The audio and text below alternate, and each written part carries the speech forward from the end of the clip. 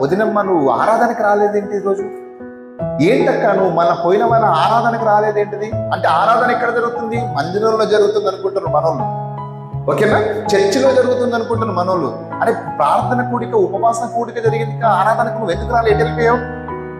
ఏంటి బ్రదర్ మన ఆరాధన జరిగింది కానీ నువ్వు ఎందుకు రాలేదు అని ఇలా అడిగినప్పుడు ఆ వ్యక్తికి తెలియదు, చెబుతున్న ఈ వ్యక్తికి తెలియదు. అసలు ఆరాధన అంటే ఏంటిది, ఆరాధన చేసి ఆ ప్లేస్ ఏదో తెలియదు అనమాట. ఇప్పుడు వీడు ఎక్కడ కూర్చున్నాడంట? దేవుని మందిరములో కూర్చున్నాడంట వచ్చి.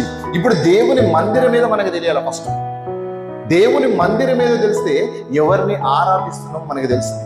ఓకేనా? కొరింథీయులకు రాసిన మొదటి పత్రిక 3వ అధ్యాయము 16వ వచనం చూడండి, ఎంత చక్కటి మాట ఉంటుందో. మందిరం ఏదో ఇప్పుడు తెలుస్తుంది. ఓకేనా? ఇప్పుడు దీనంతటిని ఎదిరించుటూ, దీనంతటికి పైగా తన్ను తాను దేవుడినని హెచ్చించుకొనుచు వాడే దేవుడిని రెచ్చిపోతున్నట్టు వాడు. ఎక్కడ? మందిరములో ఉండి. మనం ఏమనుకుంటున్నాం? ఏ మందిరం అనుకుంటున్నాం? తెలియదు మనకి ఏంటిదో. ఇప్పుడు చెప్తుండండి కొరింథీయులకు రాసిన మొదటి పత్రిక 3:16. చూసారా ఏమంటున్నాడు? మీరు దేవుని ఆలయమై ఉన్నారనియో. చూసారా? మనమే అంటండి దేవుని ఆలయం. అర్థమవుతుందా? దేవుని ఆలయం మనమే అంట.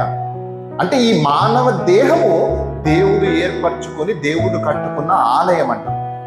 అందుకని నేను ప్రతిసారి చెప్తా, ఈ దేహం విలువ 365 కోట్లు. ఎంత కాస్ట్లీ మందిరాన్ని దేవుడు కట్టాడు చూడండి.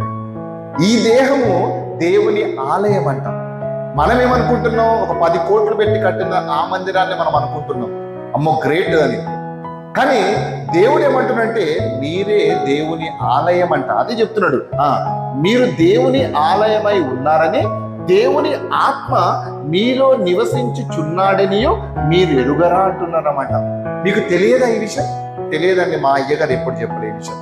Happy Christmas, semi Christmas, youth Christmas, ఆ క్రిస్మస్, ఈ క్రిస్మస్లో చెప్పారు. కానీ దేవుని ఆలయం ఎక్కడుంది, ఆరాధన ఎక్కడుందని మా అయ్యగారు ఎప్పుడు చెప్పలేదండి మాకు. ఒకవేళ మేము ఎప్పుడైనా అడిగినా కూడా అయ్యగారు మాకు ఏం చెప్పాడంటే, రాత్రికి వెళ్ళి ప్రార్థన చేసుకోమ్మా, మీకు దేవుడు బయలుపరుస్తాడని చెప్పాడు. మరి బైబుల్ ఎందుకమ్మా? బైబుల్లో దేవుడు ఎందుకు రాపించడం ఈ మాటలు? ఇదన్నీ చెప్పాడు అనమాట.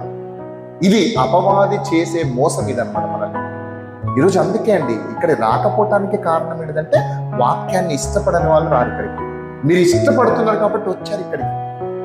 మీకు తెలియాలి, మీరు తెలుసుకోవాలి కాబట్టి మీరు వచ్చి కూర్చున్నారు ఈరోజు.